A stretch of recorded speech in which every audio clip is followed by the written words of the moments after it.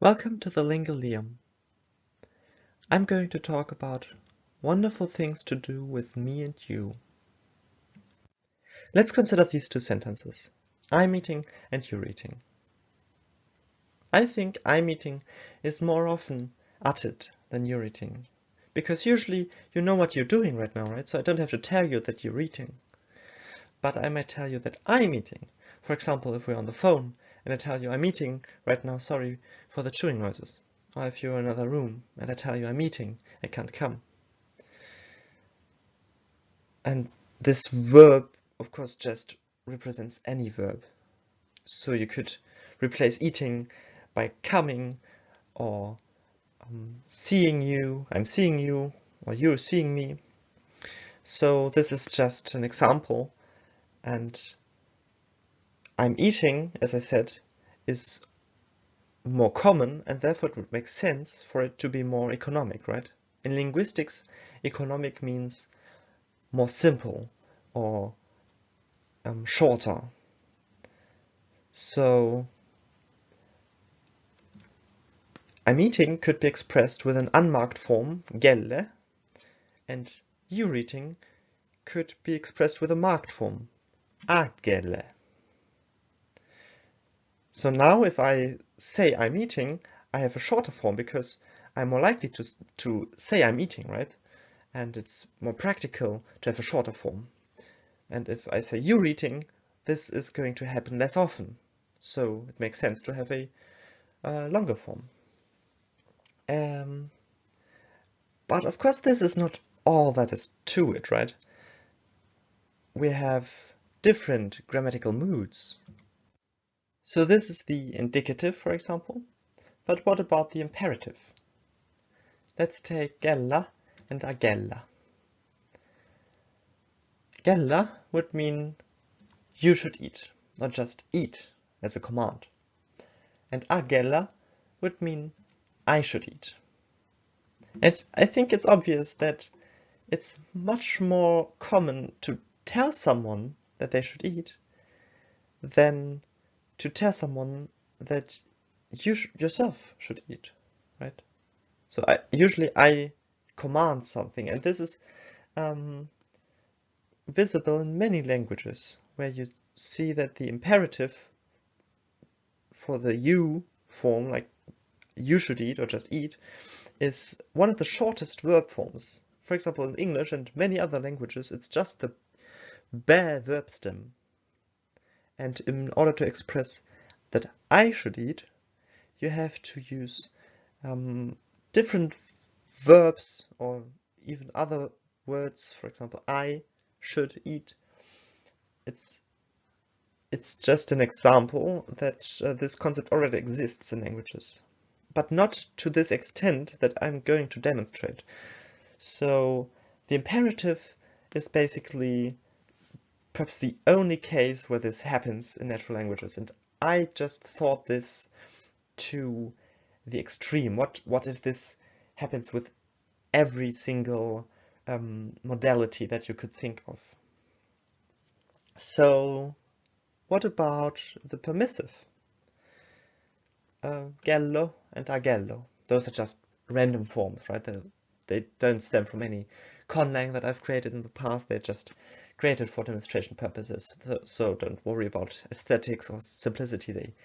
They're not supposed to be very neat or interesting. Gello would mean you may eat as a way of allowing you to eat, right? I tell you may eat. And agello would mean I may eat, which is perhaps already evident that it is much less common to say I may eat. Of course, you could say I am allowed to eat, so you can inform someone about that, but I think it's more common to allow someone than to inform someone that I myself am allowed. Then we have the optative. So gelli and agelli. I wish to eat, or I want to eat. And I wish you would eat, or I want you to eat.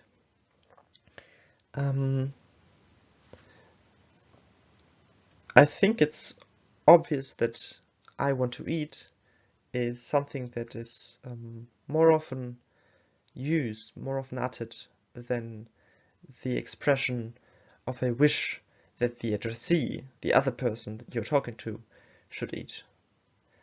The optative is used in different ways and across the languages, but I think it's the most fitting term, so don't worry about terminology here. It's just about the concept of something I want or something I desire to happen. And if I say I want I wish myself to eat, or I wish me to eat, or I wish I would eat, of course, in English you would just say I want to eat, right? And this is more economic, it's just shorter than I wish you would eat, or I want you to eat. And then we have the interrogative. So if I ask about whether someone is eating, for example with gello or agello as the marked form, I would usually ask the addressee, right? Are you eating? For example, if we're on the phone. Are you eating right now? I can hear chewing noises. And I'm much less likely to ask, am I eating? What scenario would have to happen in order for me to say, am I eating, right? It's just a very limited array of scenarios. On the other hand, are you eating is just like every scenario you can imagine, right? So, but we don't only have the grammatical mood. We also have what is called epistemic modality. And this is basically about the confidence of the speaker in their utterance. So whether I know something that I utter, or if I'm not sure, if I consider it a possibility, and so on. So again, we have the unmarked and the marked side, of course. And the first one, let's take knowledge, right? I know this to be true. I chose a J infix, so to speak, for marking epistemic modality. So gelje would mean I'm eating, and I'm confident about this. I know this to be true. And then agelje, you're eating. I know this to be true. But you might have noticed that I also noted gelle and agelle as alternative forms, because this is basically what was expressed by the indicative on the other slide, right? So in the case of knowledge epistemic modality, they might be identical, because there's not much difference between I'm eating and I know this for a fact and just I'm eating, because usually when you say I'm eating, you mean that you know this for a fact. But this does not apply to the other epistemic modalities. So for example, the next one I call assumption. Gelia, I assume you're eating. Or agelia, I assume I'm eating. And again, I think it's obvious that it's more likely that I assume something about what you are doing than that I assume something about what I'm doing, because I know I can tell what I'm doing right now, because I don't have to guess, right? Then there's something I call present possibility. So this is about something that might be happening right now. So you might be eating. In and of itself, this is not really common perhaps to be expressed, but it's more common at least than I might be eating, because again, I don't have to guess about what I might be doing right now, but I might be guessing about what you're doing, right? And then there is the future possibility. Gallier, I might eat later, and Gallier, you might eat later. And in this case, it's the other way around, because this is something about the future, and I know just as little about my future as I know about your future. But I might know more about my future actually, because I can control it, right? I have much more influence about what I'm going to do later than about what you're going to do later. So I might eat is, I think, so I might eat later is, I think, more common than you might eat later. And then let's also have something like appearance. So Gelyu, you seem to be eating, and Agelyu, I seem to be eating. And it's a bit similar to assumption, right? Or present possibility, with just the difference that the appearance is more about what I can see, what I can deduce from what I perceive, right? And this again is about what you're doing, right? Because I don't have to guess about anything I'm doing because I just know it, right? I don't have to tell you that I seem to be eating. This might perhaps be something sarcastic, right? Well, I seem to be eating. You don't have to bother me, but it's more likely that you say you seem to be eating. Right. But there's still more. So evidentiality might be something some of you already know, Mirativity as well. Informativity is a term I came up with myself, but I'm going to explain all three terms as I go along. So we have unmarked and marked again, of course, and let's start with evidentiality. That's basically about where you have your information from, whether you witnessed it firsthand, whether you saw it, you heard it happen. This is called direct evidentiality, or whether you have been told that something happened, or you inferred it from evidence, but you did not directly witness it. This is called indirect evidentiality. And there are languages that mark this, where you have to mark where you have your information from. And in the case of I'm eating, this is a bit redundant, of course, because I usually witness that I'm eating while I'm eating, right? So here it would make sense to use the indicative as well. But if I say you're eating, I might want to emphasize that I see this or that I hear this and not that I've deduced this, right? Or I've been told that you are eating. And this is in the indirect form, the unmarked form, because of course the marked form, I'm eating, I've heard, I've deduced, doesn't really make sense, right? As I said, you usually also witness that you're eating while you're doing it, and you don't have to be told that you're doing it, or you don't have to deduce this. So this is basically the two forms of evidentiality, direct and indirect. There are also like those subcategories of I've been told, this is called reportative, or I've deduced, this is inferred evidentiality.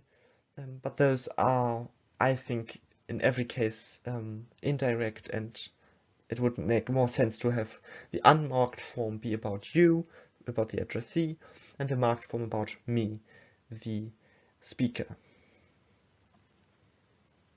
Let's talk about informativity.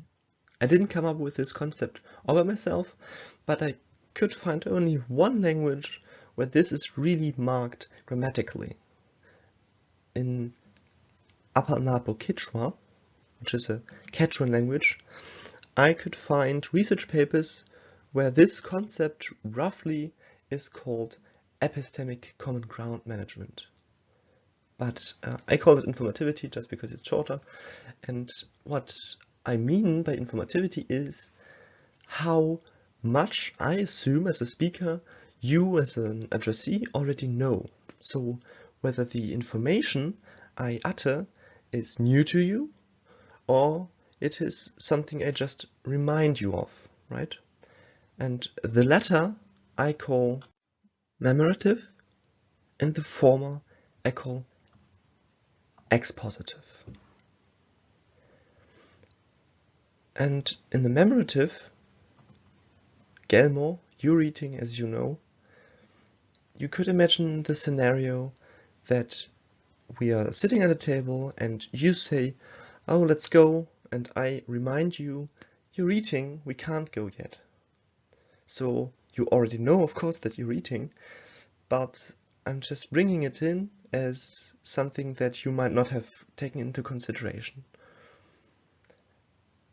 The marked form, Agelmo, I'm eating as you know, might perhaps not be much more unlikely, but I just find it interesting to have the unmarked form be about you, because this is a scenario that might indeed happen where you actually say you're eating, and it is more likely than just you're eating in most contexts where you assume that the other person already knows that they're eating. And in the expositive, I'm eating, in case you didn't know, it's a bit more obvious that the marked form does not make much sense. You're eating, in case you didn't know, because usually you know that you're eating, right? Of course, you could imagine verbs like you're snoring, right? In case you didn't know, where it's the other way around, because snoring is something we usually don't notice about ourselves. And this is something you could play with, actually. This is an irregularity, right? You could say some verbs in the expositive, the unmarked form is about the speaker, and in some verbs, the unmarked form is about the addressee, depending on how active the verb is. Now, let's move on to the mirative. This is something that does exist in some languages, and it's about how surprised the speaker is about the information or the utterance. So, for example, you're eating. This is not a question, that's not interrogative, but it's more like, I know that you're eating, I see that you're eating, but I'm surprised by it. So you could also say something like, oh, you're eating. And of course, this is more likely to happen than I'm eating, right? I'm much more likely to be surprised about you eating than about me eating, right?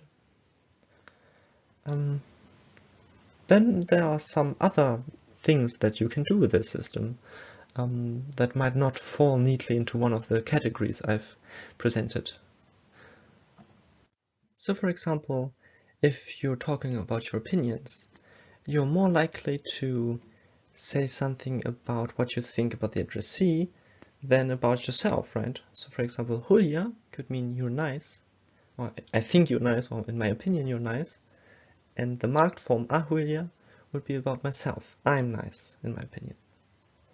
This might also be something that you can use to illustrate your culture, your conculture, or the culture that speaks this language.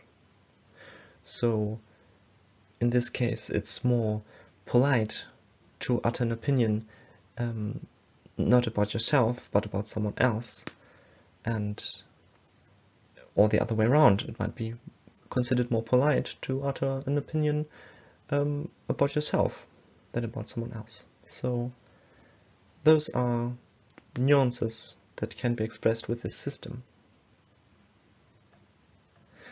Then there are forms that have no effect. For example, negation. It's not really more likely that I am going to say you're not eating than I'm not eating, right? Or aspect and tense. So I have eaten, or I am eating, or I am going to eat, or I usually eat, or something like that. This doesn't really make a difference in how likely it is that I'm speaking about myself or about you. Then there are subordinate clauses. So, for example, I know that you're eating, or I have seen that you're eating, or if you eat, let me know, or all those conjunctions. And those, I think, don't really play into that because they contextualize something. It's not a new information that is given, but it's something that is presupposed, right? So in the case of I know that you're eating, actually, it's of course more likely that you would say that, but that's because of the main clause, because of the I know. Because I'm more likely to say I know that you're eating than I know that I'm eating, right? Because why would I emphasize that I know that I'm eating? Or in the case of relative clauses, when I say the meal I have eaten, or the meal that you've eaten, right? Why would I be more likely to talk about the meal I've eaten than about the meal you've eaten? Then you could consider not having only one marked form, but two different marked forms. So for example, gelle, I'm eating, a gelle, you're eating, and e gelle, they are eating, or she's eating, he's eating, or it is eating. This of course only makes sense if you have no explicit subject in the third person. If you have, for example, the pig is eating, it makes more sense to have the unmarked form gelle. You could also apply this to any other of the modalities I showed. So for example, with the permissive, gello, you may eat, a gello, I may eat, and e gello, they may eat, or she may eat, etc. Now, what do we do if we have an explicit subject? Especially if we have an explicit subject of we in this case. So ho, let's say ho means we. Then ho gelle could mean we're eating, and the we would be exclusive. So it would mean that I'm talking about me and several other people, but not including the addressee. And then ho a gelle could mean you and I are eating, or I and several people including you. And this makes sense to have the same distribution as with I and you, as I showed earlier, because the marked form, ho a gelle, you and I are eating, of course, makes less sense or is more uncommon than the unmarked form, we're eating without you. Because if you're also eating, then of course I don't have to tell you, right? If we have an explicit second person subject, like you, we could consider having, as in English, no distinction between singular and plural in the subject, in the we, for example, if we means you, and distinguish between singular and plural by the marking. So we could say we gelle is you eating, and it's about this one person, about one addressee, and we a gelle, you eating, but it's several addressees. Another interesting thing you could do with this marked system is indexing. So, for example, if we have two third-person singular subjects or objects in a sentence, let's take this sentence. Ayan visits Ian. She brings cake and she is glad. In English, we can't really distinguish which she refers to Ayan and which to Ian, right? But we could say that the unmarked form always refers to the first person or subject or object of the previous sentence, and the marked form always refers to the last object or subject of the previous sentence. And in this sentence, for example, we see sudare, she brings, is the unmarked form, right? And explicitly refers to Ayan. And su ameile is the marked form of mele, she's glad, and explicitly refers to Ian. And the su, of course, is like the third person singular personal pronoun, might mean she, might just be a genderless pronoun, but it is perhaps necessary because otherwise you could say Ian, or you could read this sentence as Ian visits Ian, I bring cake, and you are glad, right?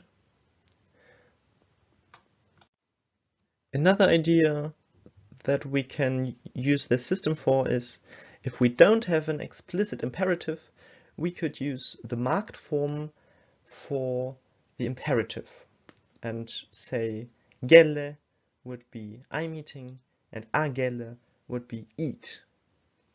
And in some cases it might also mean you're eating, but it's like by default imperative. Then you could think of different ways to mark the form that is less likely to happen, right? So I gave the example of a prefix, gelle and agelle, but you could also alter the vowel, right? Gelle and gille, or veularize gelle and gelle, or change the accent, gelle and gelle. Of course, those might make less sense than the prefix, because the main idea was that the unmarked form is more economic, that is shorter, or in some form at least simpler. But all of those alternatives are obviously feasible.